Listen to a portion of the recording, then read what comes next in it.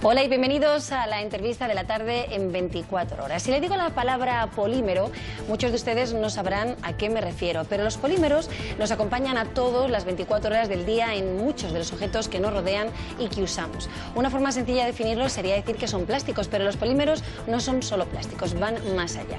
Hoy vamos a hablar de polímeros, vamos a conocerlos mejor y vamos a saber cuáles son sus aplicaciones para el futuro con una científica del Instituto de Ciencia y Tecnología de Polímeros. Ella es Olga García y está con nosotros. Bienvenida, Olga. Buenas tardes, muchas gracias.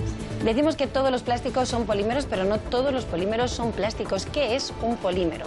Bueno, un polímero es como un término más general, más amplio que solo entrara en plásticos. Un polímero es, muy sencillamente, es una molécula muy grande que está compuesta por partes que se repiten entre sí. Un símil muy característico para nosotros de explicar es, por ejemplo, un polímero es una macromolécula, una molécula muy grande, como digo, como un collar de cuentas, un collar de perlas, en el que cada unidad se repite. Pueden ser todas las unidades iguales o estructurarse de determinada manera. Y eso hace que tenga una funcionalidad, pero tienen que ser eso, moléculas grandes.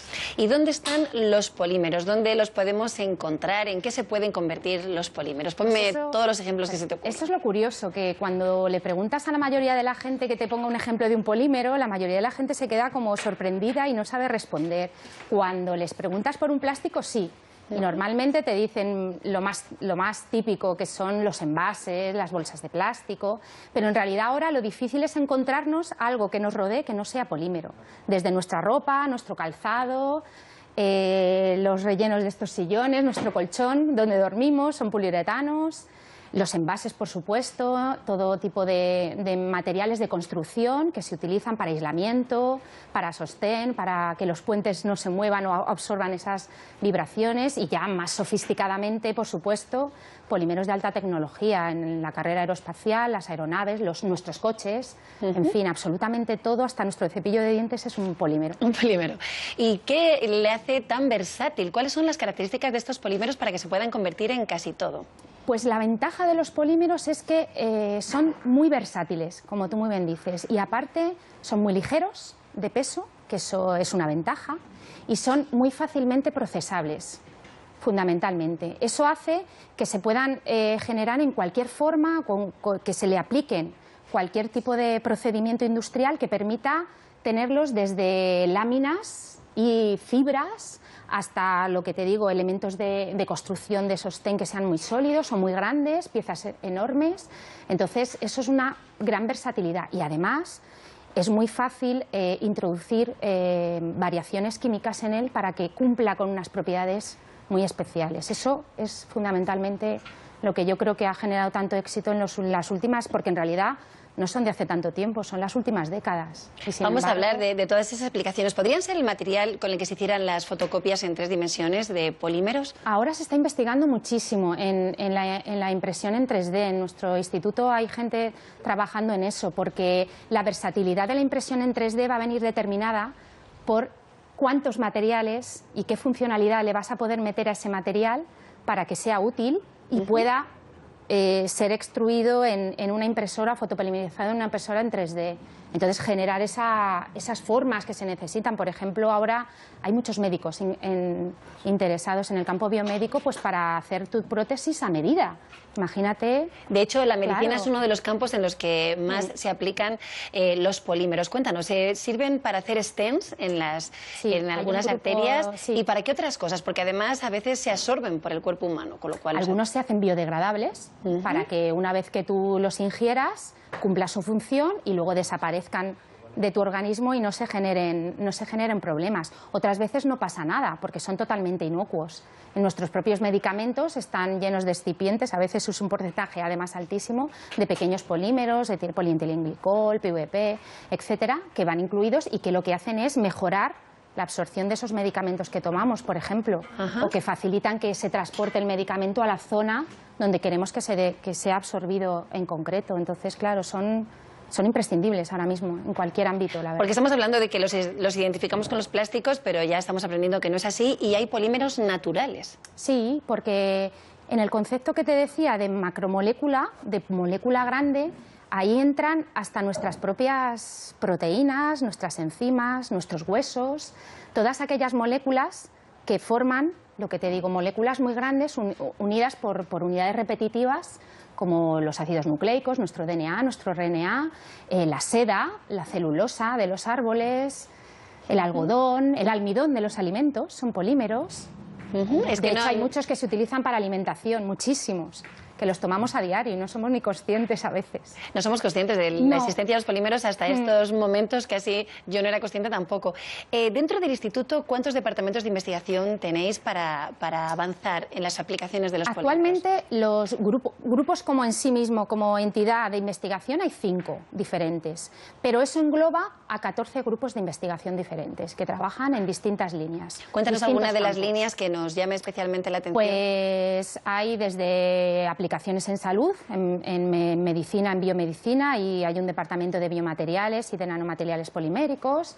Hay un grupo de elastómeros que se dedican a aplicaciones avanzadas, pues en neumáticos de nueva generación y otras aplicaciones avanzadas, otros colchones, por ejemplo, ese tipo de cosas, con poliuretanos, con cauchos. Hay otros grupos que se dedican a investigación mucho más básica, que es importante, porque si no, no desarrollas tampoco las aplicaciones, que es una investigación que tiene que ver con la funcionalidad al principio, con la estructura y la dinámica de esos polímeros. Hay polímeros también, hay un grupo para energía, medio ambiente. Ese tipo de es curioso porque no parece parecen contradictorios los términos de plástico y medio ambiente y sin embargo sí. Vosotros habláis mucho de que sean sostenibles y habláis de material inteligente. ¿En qué consiste la investigación en material inteligente? ¿Qué es un material inteligente? Y ahí me tocas porque me toca directamente, es un material que responde, que te da una respuesta hacia un estímulo. Por ejemplo, que cambia de forma con la temperatura, o cambia de color si le aplicas luz, o cambia un pH, por ejemplo, en el organismo. Cosas así, que dan luz, que responden al pH, que responden a la temperatura, que responden a cambios en la glucosa de tu organismo.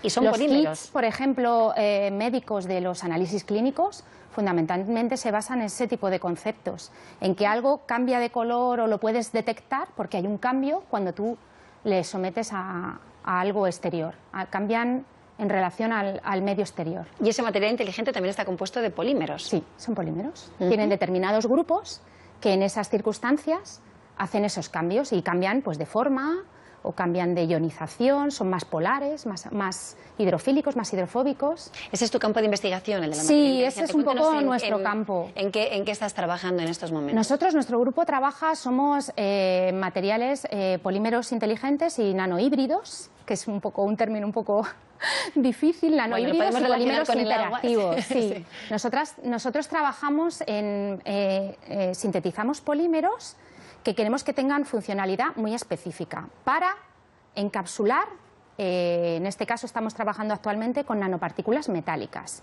que así de por sí no pueden aplicarse directamente en nuestro organismo porque tienen toxicidad, pero que tienen unas propiedades especiales muy sorprendentes, porque pueden ser magnéticas, pueden ser luminiscentes, que sean fluorescentes, que sean fotoluminiscentes, que tú les apliques luz y te devuelvan, que sean plasmónicas. Entonces eso hace que en el organismo sean muy útiles, pero que les hagan muy tóxicas en realidad para aplicarse.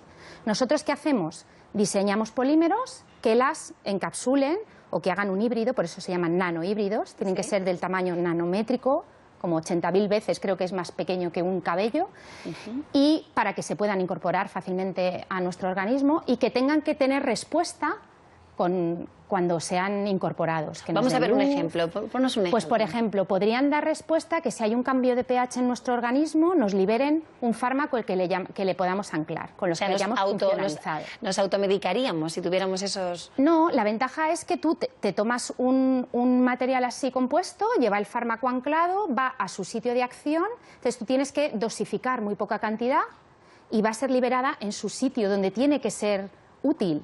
Entonces, no necesitas tomarte tanta cantidad de medicamento para que te ejerza el efecto que tiene que ejercer y además va al sitio concreto donde tiene que actuar. Bueno, luego complicas mucho los sistemas si eres capaz de meter ahí reconocimiento de moléculas, de proteínas, de células, pero bueno, eso ya... Eso se está aplicando poco a ya. poco. Eso ya se aplica. ¿En qué enfermedades, por ejemplo? Pues mira, hay muchas patentes, por ejemplo, las nanopartículas magnéticas se utilizan mucho y recubiertas para radioimagen, para cuando nos hacen un escáner, cuando nos meten los contrastes para que los veamos, son ese tipo de nanopartículas. Y ahora se hace también mucha investigación en las nanopartículas de oro, porque tienen una gran ventaja, y es que cuando les das con un láser infrarrojo, que es capaz de penetrar en la piel, absorben luz y se calientan. Entonces, por la generación local de calor en la zona de acción, son capaces, por ejemplo, de destruir un tumor cancerígeno que esté bien localizado, en fin, se tienen que dar una serie de premisas para que eso ocurra. Con lo cual sería un tratamiento muy localizadísimo, muy localizado y totalmente dirigido al y además, imagínate, sin necesidad de cirugías invasivas y que puedes además ver, porque las partículas de oro también se ven, son luminiscentes, son ejemplos que se me ocurren que ya existen patentes de este tema. Estamos hablando de la cara bonita de los polímeros, pero como todo el mundo nos ha escuchado que los identificamos con los plásticos, no me gustaría dejar pasar que los plásticos suponen un problema de sostenibilidad en el medio ambiente y que siempre se identifican con residuos, que además indestructibles. Vuestros polímeros intentáis que sean biodegradables. ¿Se podría conseguir que todos los plásticos lo fueran? Yo creo que depende, que tampoco sería totalmente necesario que eso ocurriera, porque es cierto que hay polímeros que se necesitan, que utilizamos a diario, y en eso creo que hay que hacer un llamamiento a nuestra propia conciencia social y tratar de reciclar, porque sería muy importante. De hecho, ya se está produciendo mucha investigación en tratar de devolver al ciclo de la vida un plástico que tan negativamente se les llama, pero hay otros polímeros que no necesitan ese ciclo de vida, que es que se fabrican para una aplicación en la que al revés tienen que perdurar. Que es una además de sus características, que duran. Que su aplicabilidad consiste en que sean duraderos y que no pierdan propiedades con el tiempo. Por ejemplo, también se hace mucha, en edificios, por ejemplo, en construcción, por ejemplo, en aislamiento, por ejemplo, sí, se me ocurre en aeronáutica. Se busca todo lo contrario, los satélites, que se necesita que lleven una capa protectora alrededor, que eso evita los rozamientos y que el fuselaje se vaya descomponiendo con el tiempo, es todo lo contrario, se necesita que no se destruyan, que no se degraden, que mantengan sus propiedades durante todo el tiempo posible, o en un recubrimiento de un barco. Entonces también le veo una parte, creo que se asocia mucho plástico a lo que tú me decías, a residuo, pero que en realidad hay muchas cosas que no necesitan que eso. Lo que pasa es que hay muchísima investigación ahora en sistemas que sean sostenibles, lo que me estabas comentando. Que el plástico, por lo menos, que sea de usar y de tirar, sea biodegradable. Claro, hay las bolsas de plásticos de los supermercados, que Europa apuesta, y de hecho lo ha aprobado, porque hagamos una reducción, por lo menos de las de un solo uso. La idea es que claro, todas puedan ser recicladas. Y yo creo que ha influido mucho el cambio ahora, por ejemplo, y en eso vuelvo a recurrir a la conciencia social. Cuando, no sé si recordarás que se intentó cambiar las bolsas de plástico, de polietileno o de polipropileno que hay, la mayoría por unas que estaban hechas de fécula de patata, que es un polímero natural. Y eso es totalmente biodegradable. Tú luego esa bolsa la tiras a la basura y no tienes ni que reciclarla. Pero sin embargo al consumidor no le es amable ese tipo de bolsas. Es que es curioso, porque no sé si es porque no tenemos ese bagaje o que no estamos acostumbrados, y entonces nos cuestan mucho los cambios. Pero hay alternativas y, sin embargo, luego no cuajan tanto en la sociedad como Claro, como la idea deberían. sería entonces reciclarlo, volverlo a meter en el ciclo de la producción, pero ¿cuántas veces se puede reciclar un polímero? Es que eso depende del proceso que tú pongas en marcha y de la industria que se dedique a decir, bueno, pues yo puedo coger este envase y transformarlo en esto otro. Y con un procedimiento, que es lo que se busca, que sea lo más sencillo posible y económico, claro, desde el punto de vista industrial, siempre que sea factible, económicamente hablando, que sea rentable. En vuestro instituto, además de labor de investigación, hacéis también labor de divulgación, organizáis talleres enfocados muchas veces a los niños.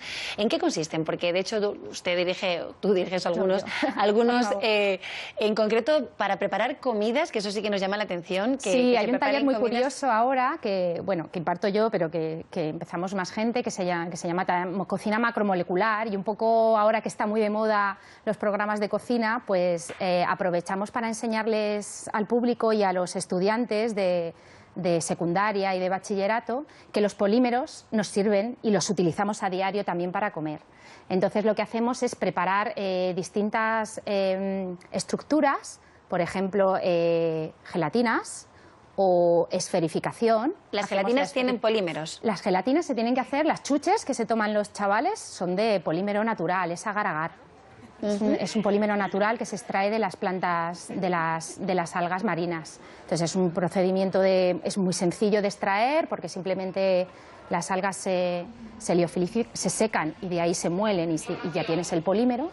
Y ese polímero está presente en absolutamente todo tipo de alimentos que tomamos a diario, en cualquier salsa, yogures. La industria alimenticia y la industria farmacéutica se nutre fundamentalmente de ese tipo de polímeros. El alginato y el agar-agar son... ¿El alginato qué es? El alginato es otro polímero que se extrae de otro tipo de plantas, son polisacáridos, poliazúcares. Ajá. Entonces los tomamos y los tomamos a diario y se utilizan en todo tipo de, sobre todo en productos lácteos, en muchas aplicaciones, también en aplicaciones dentales. O sea, estamos en contacto con ellos casi diariamente. Sí, de eso me estoy dando cuenta. Sí, y no los llamamos plásticos. Sí, no los llamamos plásticos. Sí. Entonces se aprenden a hacer chuches y ¿qué más aprenden los chicos? Pues hacemos esferas, como te decía, eso es muy divertido, les gusta muchísimo, porque lo que hacemos es generar un gel con ese polímero natural que lo que hace es encapsular el alimento en su interior. Desde el punto de vista culinario, la ventaja es que cuando tú tienes un alimento y te lo metes en la boca, estos polímeros naturales que te comento no tienen sabor, no dan sabor ni dan olor. Entonces tiene una ventaja, tú te metes esa y no textura. No son nada tóxicos para el cuerpo. Para nada, son poliazúcares. Tú te lo metes en la boca, no tienes sabor en ese momento, pero te estás llevando el alimento muy cerca de tus papilas gustativas, que es donde cuando lo muerdes rompes esa esfera y el alimento sale y entonces se potencia su sabor, ese es el fundamento. Entonces trato de decirles que tratamos de que vean que la connotación negativa de un plástico no lo es tanto cuando en realidad lo utilizamos para todo y nuestra vida cotidiana no sería fácil. Sin ellos. De hecho, es que no tendríamos muchas de las cosas. Se nos derrumbaría mucho de lo que estamos acostumbrados. ¿Qué relación tienen los niños con la ciencia? Cuando se acercan a un instituto de investigación como el vuestro, ¿cómo lo reciben? ¿Les impresiona? ¿Piensan que puede ser su futuro en un momento dado? Pues a veces les genera mucha sorpresa. Mucha, porque claro, la mayoría de ellos no han visto un laboratorio. A mí me parece muy interesante, además, porque a veces cuando tú estudias secundaria, cuando estás en el bachiller, estás como muy perdido, no sabes qué vas a hacer, a qué te vas a dedicar. Y eso viene bien porque yo creo que ellos deben conocer que hay gente que se dedica a eso, que se dedica a estudiar cosas y a generar determinadas aplicaciones nuevas. Entonces eso les genera mucha sorpresa, ver un laboratorio y experimentar con él, porque talleres, yo te he comentado el de la cocina, pero hay 1000 talleres, hay otros talleres que se dedican a preparar aspirina, una cosa muy sencilla, hay otros talleres que en polímeros se dedican a hacer poliamidas, que es nuestra ropa. Entonces ven cómo se hace la fibra, cómo es de, entre comillas, sencillo. Son talleres sencillos que se tienen que hacer en poco tiempo y que a ellos les sorprende mucho. Porque sueñan los niños con ser científicos e investigadores en el futuro. Algunos. ¿Sí? Sí, yo he tenido la oportunidad y ha sido un lujo de poder ir a veces a dar charlas a chavales, a niños muy pequeños, de infantil, de educación infantil y de primaria. Y es una pena que desde muy pequeños no se les inculque ese tipo de cultura científica, porque además en esas edades tan tempranas los niños son muy curiosos y esa yo creo que es la principal cualidad que tiene que tener un científico, es la curiosidad, es preguntarte cosas, buscar respuesta. Antes de que se nos acabe el tiempo, me gustaría saber en qué proyecto está involucrado en estos momentos el instituto, algo puntero, algo en lo que estés tú directamente trabajando y que suponga un reto, que os lo queráis plantear a corto plazo. Eso es casi al día a día. Bueno, como te he comentado, nosotros trabajamos en nanohíbridos y polímeros inteligentes que den respuesta. Pero hay otros grupos que trabajan, por ejemplo, en superficies que son superhidrofóbicas. Ahora les han dado un proyecto europeo con muchísimo dinero para poder seguir investigando. ¿Qué consigues con eso? Pues, por ejemplo, que en un envase donde hay un alimento, tú le das ese recubrimiento y cuando tú te estás gastando el alimento, no se quede ahí una parte de lo que tú has comprado y por lo que por lo que tú has pegado, o que sirva para ponerlo en el exterior de un edificio y sea autolimpiable, que se llaman. Con lo cual hay también una cosa muy interesante que son las pantallas inteligentes. Por ejemplo, a cuenta de lo que me decías de los polímeros inteligentes, hay ventanas que por efecto de la luz, si les da la luz, se quedan opacas. Ajá. su estructura cambia, se mueven sus anillos aromáticos y hace que no ya dejen no se pasar ve la el luz. Y interior. entonces no tienes ni que molestarte ni en bajar una persiana, ni en ponerla, ni nada. Es un mundo infinito, Olga, y Sí, muchas gracias por habernoslo fascinante. introducido un poco hoy. Pero estaremos atentos y intentaremos aprender en un futuro más. Gracias por habernos acompañado. Muchas gracias por invitarme. Nosotros terminamos ya, volvemos de nuevo el lunes con una nueva entrevista y ya solo nos queda remitirles a 20H con Álvaro Zancajo para toda la información y desearles un feliz fin de semana. Hasta el lunes.